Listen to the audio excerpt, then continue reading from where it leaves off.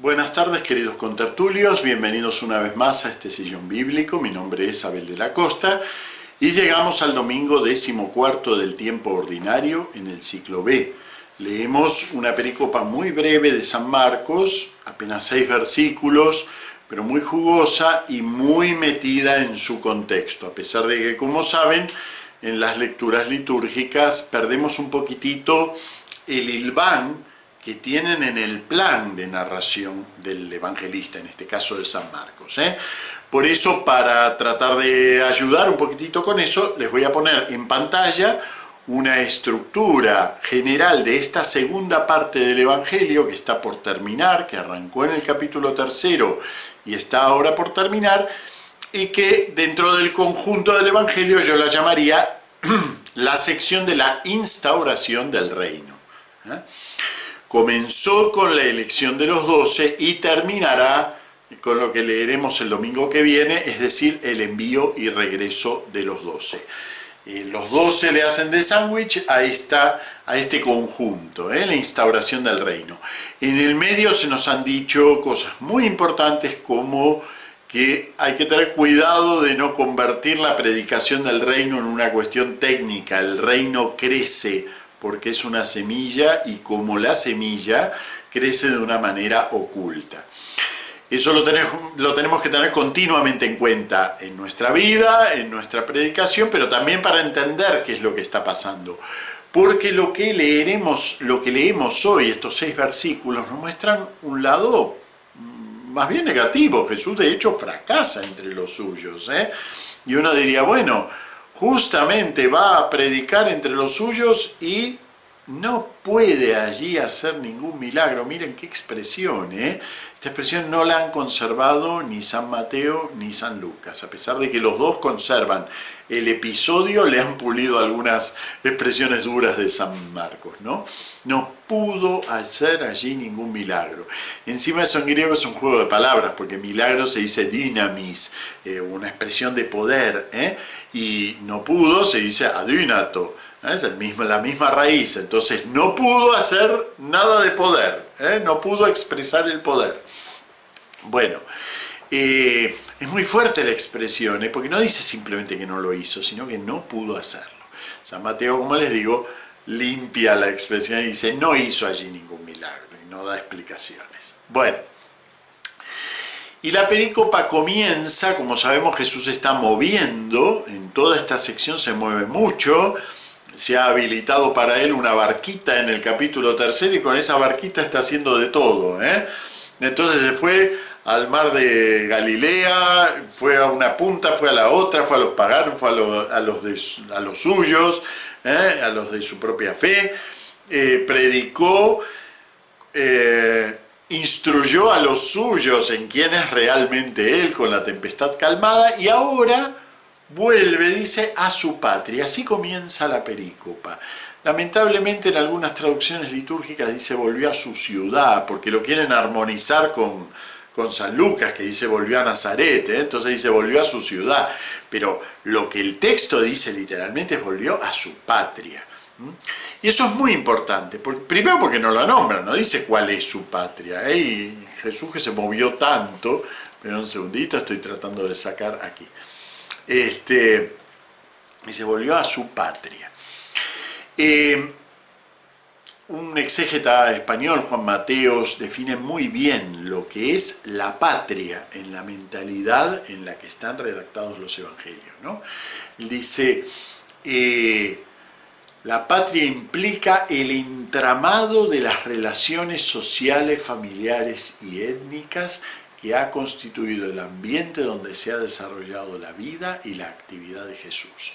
O sea, es mucho más que simplemente volver a la ciudad que lo vio crecer o lo que fuere, ¿no? Volver simplemente a sus parientes. No, es volver a todo un entramado. Y lo vemos aquí en acción a ese entramado. Pero ¿por qué es tan importante desde mi punto de vista que mencione aquí la patria y que mencione a los discípulos? Dice, volvió a su patria y sus discípulos lo seguían.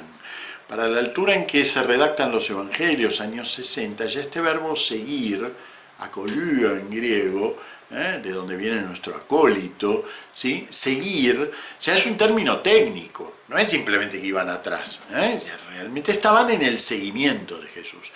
Y a los discípulos no los hemos visto actuar muy brillantemente últimamente, ¿no? Muertos de miedo en el mar, lo increpan al Señor, no te importa que nos estemos a punto de ahogar. Luego lo regañan porque Jesús dijo, a ver, ¿quién me tocó?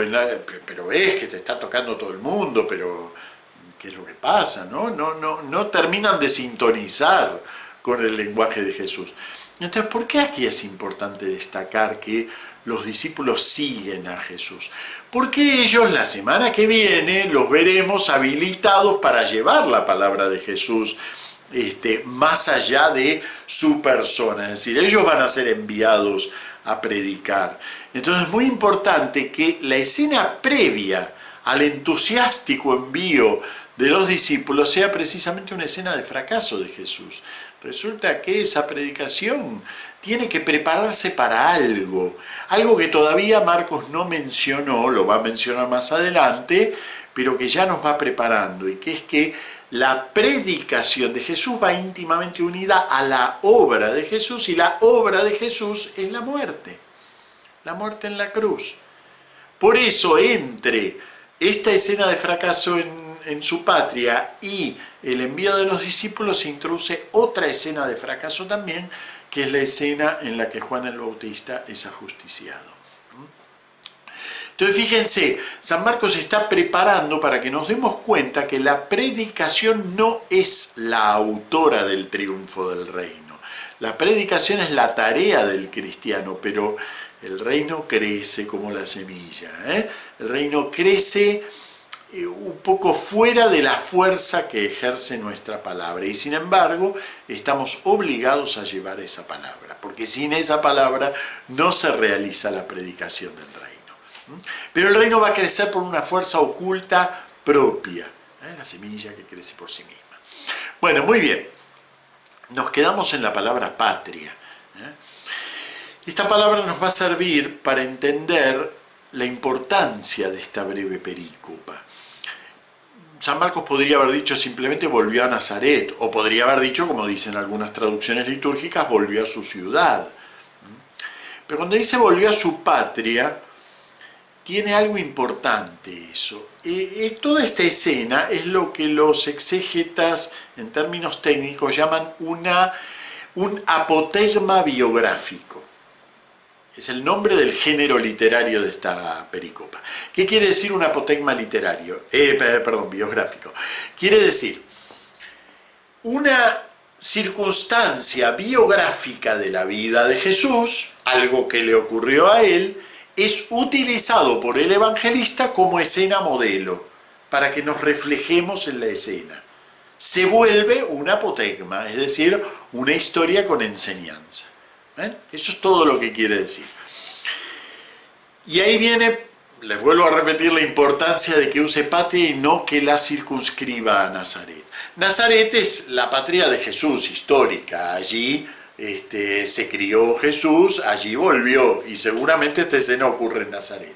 Pero resulta que nosotros como iglesia, y ahí viene lo apotegmático del asunto, nosotros como iglesia estamos continuamente volviendo a nuestra patria. Estamos continuamente remitidos a aquello de donde salimos. La iglesia española tiene la obligación de hablarle a España, y España resulta que tampoco la quiere escuchar. Y la iglesia colombiana tiene la obligación de hablarle a Colombia. Y resulta que Colombia, a lo mejor precisamente porque es la patria de esa iglesia, no la quiere escuchar. Nosotros continuamente estamos remitidos a aquel lugar de donde salimos. Quizás es más fácil ser misionero entre los marcianos, que nunca nos escucharon, que en nuestros países ex-cristianos. Mucho más fácil. Seguro que si vamos a los marcianos, si es que existen, si vamos a los marcianos, nos creen con más facilidad que si vamos a hablarle a los españoles, a los colombianos, a los jamaiquinos, a los argentinos. Mucho más fácil. ¿Y por qué? Porque ocurre esto que pasa aquí, ¿no? Y que Jesús advierte. Precisamente el que está demasiado acostumbrado a ver a alguien y que conoce sus vericuetos, no llega a meterse en la mística de esa palabra, en lo que esa palabra transporta y quiere decir. Ahora bien, aquí hay algo muy importante, que es que los que reciben la palabra de Jesús no son simplemente unos ignorantes, ateos y malvados. No, resulta que comprenden lo que Jesús dice. Miren con qué palabras lo rechazan. Dice, ¿no es este el carpintero, el hijo de María, hermano de Santiago y José y Judas y Simón? ¿De dónde saca todo esto? ¿Qué sabiduría es esa que le ha sido dada? Está muy cuidadosamente redactada la pregunta, porque esto en el lenguaje bíblico es lo que se llama una pasiva teológica, es decir, que engloba una acción de Dios sin nombrar a Dios. La sabiduría que le ha sido dada, se entiende que por Dios. Y esos milagros que realizan sus manos, o que se realizan con sus manos, ¿no? Ellos comprenden que en él actúa una fuerza divina y sin embargo lo rechazan. ¿Y lo rechazan por qué? Porque conocen a sus hermanos, porque lo han visto de entrecasa. Incluso lo rechazan con mucha mala educación, ¿no? A nosotros nos gusta la expresión, ¿no es este el hijo de María? Porque claro, como nosotros tenemos devoción a la Virgen, creemos que eso es una pregunta muy linda, ¿no? Incluso hasta se ha usado apologéticamente este fragmento para decir, ven que en la época ya estaban anoticiados de la importancia de María. No, es una pregunta muy descortés. En una estructura patriarcal como la de Jesús, como la que estaba inmerso Jesús, referir a alguien, decir este es el hijo de esa mujer, es realmente infamante, y no nombrar al padre, ¿no? No les quiero decir a qué equivale, pero ya se podrán dar una idea. Fíjense que Mateo lava un poquitito la frase, ¿no? Dice, ¿no es este el hijo del carpintero y su madre es María? Y ahí vienen sus hermanos, etcétera, etcétera. San Marcos lo pone en crudo. ¿No es este el hijo de María? Eso es una pregunta dura. Realmente yo les diría que suena a insulto, ¿sí? Entonces, vamos a hacer de paso un pequeño paréntesis sobre el tema de los hermanos de Jesús. No me quiero ir mucho con este tema porque no hay mucha solución a la cuestión. Nosotros tenemos dos cosas que las tenemos en firmes. Uno, la Virgen es virgen, antes, durante y después del parto. Por lo tanto, no tiene hermanos por el lado de la Virgen Jesús. Pero también tenemos en firme que Jesús tiene hermanos. Eso es innegable para nosotros. Tiene hermanos. ¿Por qué? Porque lo dicen explícitamente los evangelios. Continuamente hablan del tema. Además, los hermanos tuvieron importancia en la historia inicial de la Iglesia, como podemos leer en Hechos de los Apóstoles y en otros testimonios que a lo mejor llego a poder mencionar hoy. Así que las dos cosas las sabemos, ¿sí? Y son firmes para nosotros. Entonces, ¿de dónde salen estos hermanos de Jesús? Bueno, a lo largo de los primeros siglos cristianos ya se han planteado distintas hipótesis. La que se hizo más popular es que los hermanos de Jesús, que la palabra hermanos en la época quería decir cualquier parentesco más o menos cercano, o sea que podían ser los primos. Y esa es más o menos la respuesta que se hizo popular. Los hermanos son los primos. Y entonces, aprovechando las mujeres que mencionan los evangelios que estaban mirando la crucifixión del Señor, entonces terminamos conociendo el nombre de la tía y resulta que los hermanos terminan siendo parte de los apóstoles. Y hemos armado ahí una ensalada tremenda. Bueno, no es del todo cierto. Hermanos no quiere decir primos, y mucho menos en griego. En arameo todavía podría ser un poquito más vago, pero los evangelios están escritos en griego, y hermanos no quiere decir primos. Pero es verdad que en la época las relaciones familiares eran bastante más fluidas que para nosotros, ¿sí? Por lo tanto, niños que se hubieran criado en el mismo hogar que Jesús sí podrían ser considerados hermanos. Entonces, por ese lado podemos quizás entender la cuestión. Otra respuesta también que se ha dado en la antigüedad la da el protoevangelio de Santiago, y de allí nos viene una imagen de San José como un tío muy viejo, mucho mayor que la Virgen. No, perdón, esto no viene del protoevangelio de Santiago, disculpen. No me acuerdo ahora de cuál apócrifo viene. Pero bueno, se ha hecho popular la imagen de un Jesús viejo porque se lo supone viudo y por lo tanto con otros hijos, que serían estos hermanos de Jesús. También podría ser, es decir, en la época un hermanastro de Jesús también hubiera sido llamado hermano. Así que es perfectamente posible esa respuesta. Otra posible es, creo yo, y esta es la que yo creo, creo yo, bueno, pueden ser niños de la familia de alguno, de José o de María, cuyos padres hubieran muerto y hayan sido criados en el hogar de Jesús. Esos sí, aunque fueran primos, hubieran sido llamados hermanos, porque crecieron en el hogar. Esa es la categoría, no el hecho de que la palabra hermano quiera decir primo, no. La palabra hermano quiere decir hermano, pero las relaciones familiares son suficientemente fluidas como para que, si se hubieran criado en el hogar de ellos, hubieran sido llamados hermanos. Yo pienso que es ese último el caso, pero también podría ser la hipótesis de un José viudo con otros hijos. Eso trae alguna otra complicación, es decir, en ese caso Jesús no sería el primer hijo de José, y entonces ahí ya la primogenitura sería solamente por parte de la Virgen y por lo tanto no tendría ningún valor, podríamos decir así, legal. Entonces yo pienso que lo que más soluciona la cuestión es pensar que son hijos criados en la casa de ellos. Bueno, no me detengo más en esto porque no tenemos una solución al tema. Nosotros tenemos dos afirmaciones que las consideramos completamente ciertas las dos y por lo tanto simplemente hay que encontrar el modo de relacionar una con la otra. La cuestión es que los hermanos cumplieron en la iglesia inicial una función importante y conflictiva. Dentro de Hechos de los Apóstoles, toda la parte conflictiva de la familia de Jesús no se dice directamente, pero se da a entender que hubo una cierta rivalidad entre el grupo de los elegidos por Jesús, los apóstoles, y los familiares de Jesús, es decir, estos hermanos, sobre todo Santiago, el hermano del Señor, ¿no? Que llegó a ser una figura prominente. Después nuestra tradición armonizadora posterior convirtió a Santiago, el hermano del Señor, en un apóstol y acabó con el problema. Pero no hay ni un solo texto de Hechos de los Apóstoles de donde surja que Santiago, el hermano del Señor, sea un apóstol. Es el hermano del Señor, además se lo dice continuamente con ese apelativo, Santiago, el hermano del Señor. Hay un escritor del siglo II, el que se considera padre de la historia eclesiástica, que es Egésipo.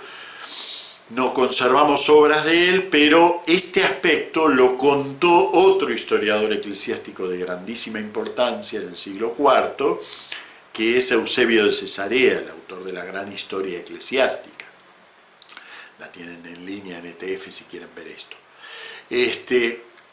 Egésipo cuenta que la iglesia de Jerusalén estuvo dominada hasta su destrucción como iglesia, como ciudad judía, es decir, hacia el año 135, cuando Adriano expulsa a los judíos por completo ya de Jerusalén y funda Aelia Capitolina.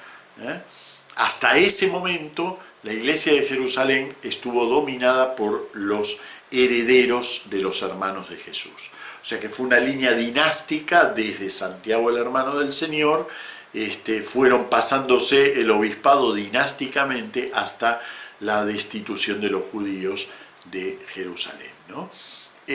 Recién después aparece el primer obispo cristiano que no pertenecía a la familia sanguínea de Jesús. Eso es un dato que me parece interesante porque podría haber algo de irónico aquí en San Marcos, ¿no? Es decir, esta iglesia de Jerusalén que pretende ser la iglesia que manda a las demás y está fundada en gente que no ha creído en Jesús desde el principio, como sí han creído con todos sus defectos los apóstoles, ¿no? Podría haber algún tipo de ironía en todo este pasaje. No lo podemos verificar, pero sí podemos tener en cuenta esos datos. Bueno, muy bien. La cuestión es que hacen esas preguntas que nos revelan que son gente que sí comprende quién es ese que les está hablando. Pero entonces, ¿por qué no creen? Porque han decidido cerrarse. Y este es el tema que a mí me parece importante en este retorno a la patria, ¿no? Han decidido cerrarse ante Jesús. Los suyos no quieren escucharlo. Y esto es algo que en la iglesia, lamentablemente, es bastante permanente. Es decir, uno esperaría que le cueste mucho al marciano entender de lo que habla la fe. Ahora, si vamos a las historias de misioneros, resulta que los misioneros logran conectar con gente que no está en la fe con mucha más facilidad que como Papa Francisco está tratando de conectar con los cristianos. Muchísimo más fácil es al misionero hablarle a los zulúes que a Papa Francisco hablarle a los cristianos. Entonces parece que aquel que se ve desde adentro se cree que ya es dueño de la gracia, es dueño de la palabra. Y por lo tanto no me vengas a mí a traer la palabra de Dios, porque yo ya la tengo. Yo ya me sé la Biblia, yo ya estudié el concilio, bueno, no estudié todos, estudié hasta el 19, pero ya me lo sé, ¿eh? Y entonces yo ya no necesito tu magisterio, porque el magisterio ya lo tengo hecho. Además empieza con T la tradición, ya está, ya lo tengo hecho. Fíjense que en la iglesia es continuo eso, a lo largo de la historia, no solo ahora, y no me refiero solo a ciertos círculos hipertradicionalistas, ¿no?, que se creen que son magisterio para sí mismos, ¿no?, sino que esto a lo largo de la historia lo vemos continuamente.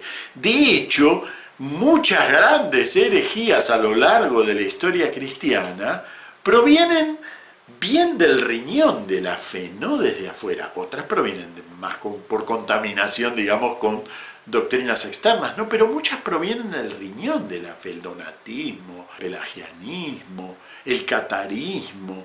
Son todas herejías de gente que pertenece a la fe, no de gente que viene de afuera, pero que han decidido ser dueños de la gracia. Y abren ellos y cierran el grifo de la gracia. Y claro, cuando Jesús va allí a obrar con su poder, no solo no obra, es que no puede. Y aprendemos algo más de la fe. La fe es una actitud de apertura a la libertad creadora de Jesús. La fe no es una tabla de cosas que yo ya me sé. La fe es una actitud de apertura del corazón a esa libertad, a esa dinamis, a esa fuerza creadora de Jesús entre nosotros. Es Él el que va a crear, y nosotros los que en la fe vamos a recibir esa obra creadora de Dios, a la que llamamos milagro, pero que no es solamente tocar con la varita mágica y curarte del brazo cuando te quebraste, ¿eh? No, eso no es. El verdadero milagro de Jesús no es ese, por eso fíjense que Él no puede hacer dinamis, pero algunos enfermos los cura. Eso es lo de menos para Jesús, es lo más fácil de hacer, ¿eh? El verdadero milagro es la dinamis de Jesús, el poder de Jesús desplegado en su comunidad. Bueno, a ese cuando le vamos con la tablita de que nosotros somos los que controlamos la fe, allí ya Jesús no puede obrar. Está adyunatos para realizar su dinamis, impotente de realizar su poder. Bien, yo creo que es un texto que vale mucho para meditar por ese lado. ¿En qué medida nosotros nos convertimos en patria para Jesús y por lo tanto le impedimos cuando no estamos abiertos a la novedad continua que representa Él en nuestra fe? Ese continuo aparecerse entre nosotros y hacer cosas nuevas, reorganizar su iglesia, abrirnos la cabeza, abrirnos a nuevas formas de enfrentarnos con la realidad que nos rodea. Y entonces a lo mejor, si dejamos de ser patria para Jesús, a lo mejor los que nos rodean dejan también de ser patria para nosotros, ¿no? Patria en este sentido negativo en que aparece aquí. Bueno, muy bien. Nos vemos la semana que viene. Estoy preparando una sorpresita para ETF, para el sillón bíblico. Lo digo así despacito porque lo que quiero es ir creando un poquito de expectativa. No se olviden, like, bueno, me gusta, vamos a decirlo en español, me gusta, suscribirse, campanita, dejar algún comentario, pasarlo por redes sociales. Vamos a ver si entre todos hacemos crecer un poquitito más este sillón. Muchas gracias, nos vemos la semana que viene. Ah, lo de la sorpresita va a tardar, es solo cosa de expectativa, pero va a tardar bastante. Chao, nos vemos la semana que viene.